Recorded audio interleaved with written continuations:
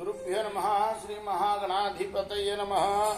శ్రీ సరస్వతి నమః. భక్తులరా, వ్యాసప్రోక్త మహాభారత ఇతిహాసం యథాతథంగా చెప్పుకున్నాం. ఇందులో భాగంగా నిన్నటి వరకు ఆది సభారణ్య విరాట ఉద్యోగ భీష్మ ద్రోణ కర్ణ సరియ సౌప్తిక స్త్రీ పర్వాలనే 11 పర్వాలు పూర్తి చేశాం. 18 పర్వాల్లో 12వదైన శాంతి పర్వంలో కూడా మనం 183 అధ్యాయాలు పూర్తి చేసి 184వ అధ్యాయంలోని 28వ శ్లోకం వరకు చెప్పుకున్నాం.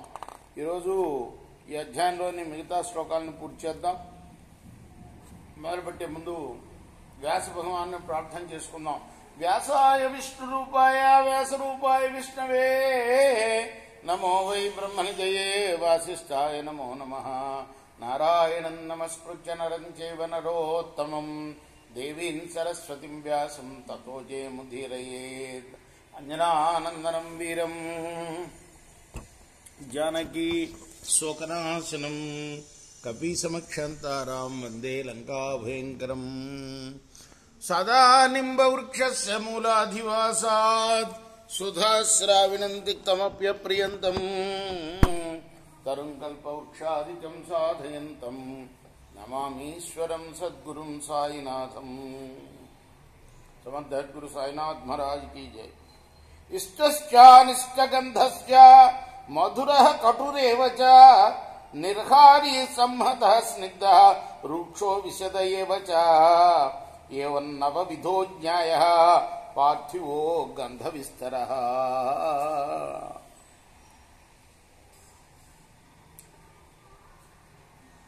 గంధం అంటే పృథ్వీ నుంచి వచ్చే గంధం 9 రకాలుగా ఉంటుంది. ఇష్టం, అనిష్టం, మధురం, కటువు, నిర్హారి అంటే దూరం నుండి వచ్చేది, సంహతం, స్నిగ్ధం, రూక్షం, విశదం. జ్యోతి పశ్యతి చక్షుర్భ్యాం స్పర్శం నేత్య చ వాయునా శబ్ద స్పర్శస్య రూపస్య రసశ్చాపి గుణః స్మృత రసజ్ఞానం తు వక్ష్యామి తన్మే నిగతతః శృణు. కళ్ళతో రూపాన్ని చూస్తాడు, చర్మంతో స్పర్శను అనుభవిస్తాడు. శబ్దం, స్పర్శం, రూపం, రసం ఇవన్నీ గుణాలు. ఇప్పుడు రసజ్ఞానాన్ని వివరించబోతున్నాను, విను. రసో బహువిధ ప్రోక్త ఋషిభిః ప్రథితాత్మహిభిః మధురో లవణస్తిక్త కషాయోం నః కటుస్తదా. ఋషులు రసాన్ని అనేక విధాలుగా వర్ణించారు. 1 మధురం, 2 లవణం, 3 తిక్తం, 4 కషాయం, 5 ఆమ్లం, 6 కటువు. ఏష షడ్విధ విస్తార రసో వారిమయ స్మృత శబ్ద స్పర్శస్య రూపం చ త్రిగుణం జ్యోతిరుచ్యతే. జ్యోతి పశ్యతి రూపాణి రూపం చ బహుధా స్మృతం. 6 రకాలుగా ఉన్న ఈ రసం జలమయం. శబ్దస్పర్శ రూపాలు జ్యోతి గుణాలు. జ్యోతిర్మయమైన నేత్రం రూపాన్ని గ్రహిస్తుంది. రూపం బహువిధాలుగా ఉంటుంది.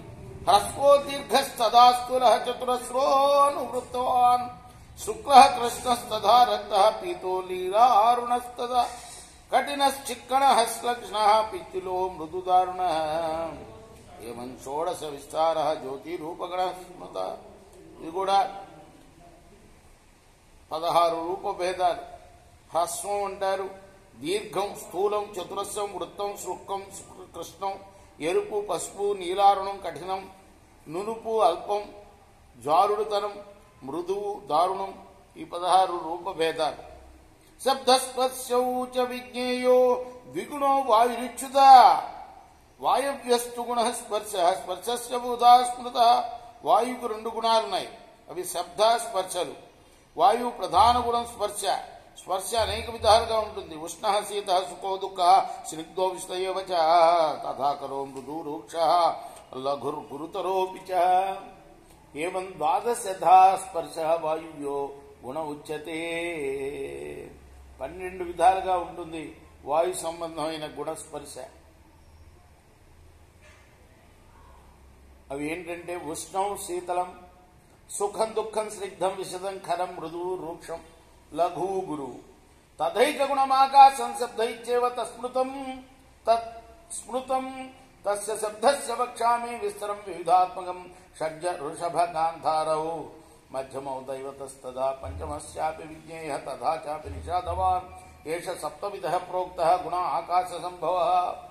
ఆకాశ సంబంధమైన గుణం శబ్దం, దాని భేదాలను కూడా చెప్తాను. 7 రకాలుగా ఉంటాయి ఆ భేదాలు.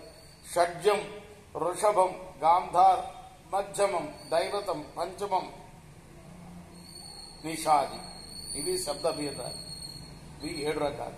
ఐశ్వర్యేణ సర్వత్రా స్థితోపి పటహాదిషు మృదంగ భేరీ శంకానాం స్తనయత్నో రథస్య జాయ కశ్చిత్ శ్రేయతే శబ్ద ప్రాణినోపి వా ఏతేషామేవ సర్వేషాం విశేషం ప్రకీర్తితః. శబ్దం సర్వవ్యాపకం అయినా నగారా వగైరాలతో విశేషంగా వినిపిస్తుంది. మృదంగ భేరి శంఖధ్వని మేఘగర్జన రథఘోష ప్రాణుల్లో కానీ అప్రాణుల్లో కానీ వినిపించే మరే ధ్వని అయినా కూడా ఈ 7 చేరతాయి. ఏవం బహువిధాకార శబ్ద ఆకాశ సంభవ ఆకాశజం శబ్దమాహు ఏభిర్వాయుగుణై సహ.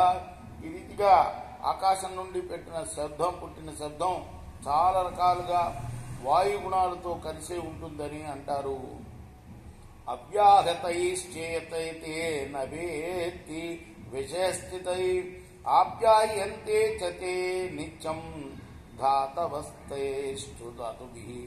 వాయు సంబద్ధ గుణం వ్యతిరేకత లేకుండా శబ్దంతో కలిసి ఉన్నప్పుడే శబ్దాన్ని విని గ్రహిస్తారు. కానీ ఆ గుణం విషయ స్థితిలో ఉంటే శబ్దగ్రహణం కుదరదు. శబ్దాదులకు ఉత్పాదకాలైన ఇంద్రియాలు పంచభూతాల ద్వారానే వర్ధిల్లుతాయి. ఆపో అగ్నిర్మారుతశ్చైవ నిత్యం జాగ్రత్త దేహిషు మూలమైతే శరీరస్య వ్యాప్య ప్రాణాని స్థిత. జలం, అగ్ని, వాయువు ఈ 3 ప్రాణుల శరీరాల్లో నిత్యం మేలుకొని ఉంటాయి. శరీరానికి ఇవే మూలం, ఇవి ప్రాణాల్లో వ్యాపించి ఉంటాయి. ఇది శ్రీ మహాభారతే శాంతి పర్వణి మోక్షధర్మ పర్వణి భృగు భారద్వాజ సంవాదే 400-శతమోధ్యాయ. ఇది వ్యాస మహర్షి రచించిన మహాభారత ఇతిహాసంలోని శాంతి పర్వంలోని 184వ అధ్యాయం. రేపు మనం 185వ అధ్యాయం ప్రారంభం చేద్దాం. కృష్ణార్పణమస్తు. సాయి కృష్ణార్పణమస్తు. స్వస్తి ప్రజాభ్యః పరిపాలయంతాం న్యాయేన మార్గేణ మహిమహీష. గోబ్రాహ్మణేభ్యः శుభమస్తు నిత్యం. లోకాः సమస్తాः సుఖినో భవంతు. కృష్ణార్పణమస్తు. సాయి కృష్ణార్పణమస్తు.